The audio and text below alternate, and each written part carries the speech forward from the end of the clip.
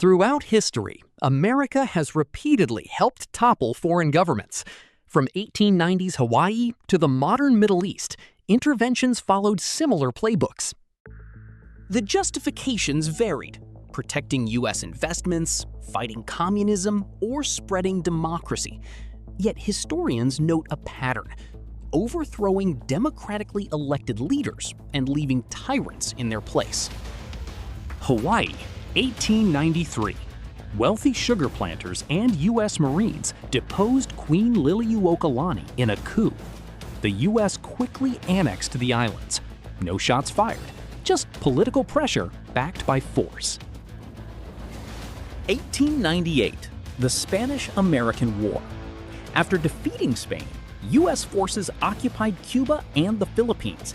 In both places, local governments were replaced by U.S. military governments or allied local leaders as colonial empires fell.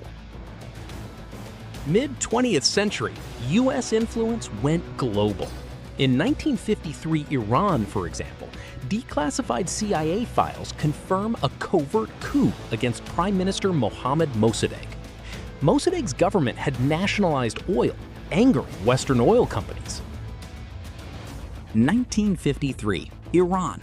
Mossadegh was overthrown and the Shah restored. The US and Britain wanted oil control and to block Soviet influence. As CIA historian notes, America planned and implemented the coup. 1954, Guatemala. President Jacobo Arbenz's land reforms threatened the United Fruit Company.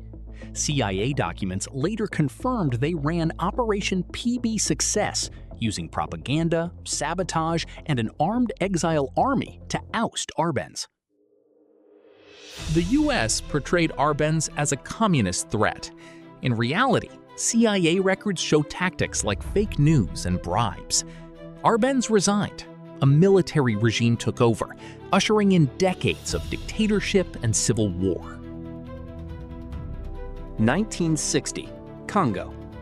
Soon after independence, Prime Minister Patrice Lumumba was targeted by the CIA. A US plan funded rival politicians and even plotted his assassination. Lumumba was deposed in a CIA-backed coup. Army Chief Joseph Mobutu seized power with US help and ruled 32 years. Mobutu's regime was pro-Western but brutally corrupt. 1961, Cuba. President Eisenhower authorized the CIA to train Cuban exiles to invade Cuba. In April, the Bay of Pigs invasion aimed to overthrow Fidel Castro. The invasion failed in days. Castro stayed in power. As a CIA Inspector General later summarized, it was an ill-fated attempt by overthrowing the Fidel Castro regime.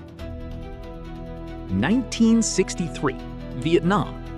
Though not an invasion, the US backed the assassination of South Vietnamese President Ngo Dinh Diem during a coup. America feared he was losing to communists. Diem's brutal rule was traded for another coup, deepening the war. 1973, Chile. President Salvador Allende was democratically elected on a socialist platform. The CIA ran Project Feu Belt to destabilize him. On September 11, 1973, General Pinochet's coup toppled Allende. He died in the attack. Pinochet then imposed a dictatorship, 1973 to 1990. U.S. records show Kissinger met with CIA plotting Chile's fate. Allende's socialist reforms were reversed, and human rights abuses soared under Pinochet. 1980s, Nicaragua. The Sandinista government, leftist, ousted the Somoza dynasty in 1979. The Reagan White House then authorized the CIA to arm the Contras, rebel guerrillas, against the Sandinistas. Officially, the U.S. banned aid to the Contras, but covertly, funds flowed, leading to Iran-Contra scandal. The program's goal was regime change, to force free elections or overthrow the Sandinistas. Finally, elections in 1990 ousted them. 1983, Grenada, a small Caribbean island takeover. After a hardline coup killed PM Bishop, Governor General Schoon invited external help. Reagan launched Operation Urgent Fury. U.S. troops invaded to overthrow the new military regime. The occupation lasted days.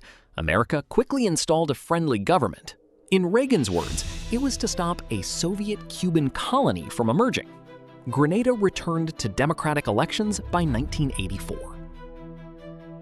1989, Panama. President Manuel Noriega, once a CIA asset, had become a dictator and drug trafficker. After aborted diplomacy, President Bush sent 27,000 troops in Operation Just Cause, explicitly to depose Noriega. Panamanian forces collapsed. Noriega fled, was captured, and flown to the U.S. The elected winner of Panama's annulled election, Guillermo Endara, was sworn in. Panama's military was abolished. U.S.-backed police took over. 1991, Iraq Gulf War. The U.S. and allies repelled Saddam Hussein's invasion of Kuwait, but left Saddam in power. Only in 2003 did the U.S. invade again to topple him. 2003, Iraq. After 9/11, the U.S. invaded Iraq under the pretext of WMDs. In weeks, Saddam's statue fell in Baghdad. The CIA-backed new Iraqi government had no Saddam. But peace did not follow. Insurgencies, sectarian war, and later ISIS turmoil filled the vacuum. Analysts have since noted that removing Saddam unleashed the very chaos the intervention was meant to prevent. 2011, Libya. In the Arab Spring, rebels fought Muammar Gaddafi. The UN authorized no-fly zones to protect civilians. NATO, led by US, France, UK, bombed Libya.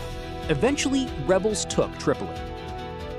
Gaddafi's government collapsed in October 2011, and he was killed in battle. A new interim government took over, but Libya has since descended into factional war.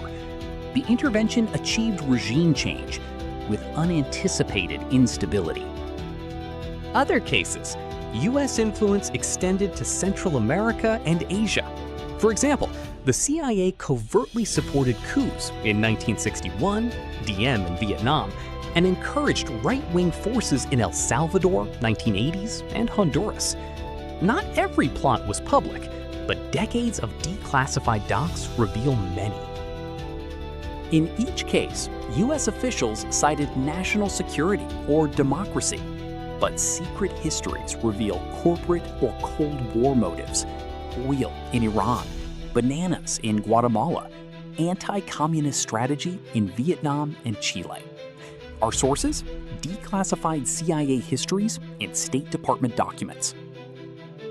Declassified archives, such as CIA Freedom of Information, FRUS series, National Security Archive, illuminate these coups. They show the U.S. often planned them covertly, even as public stories hid the truth.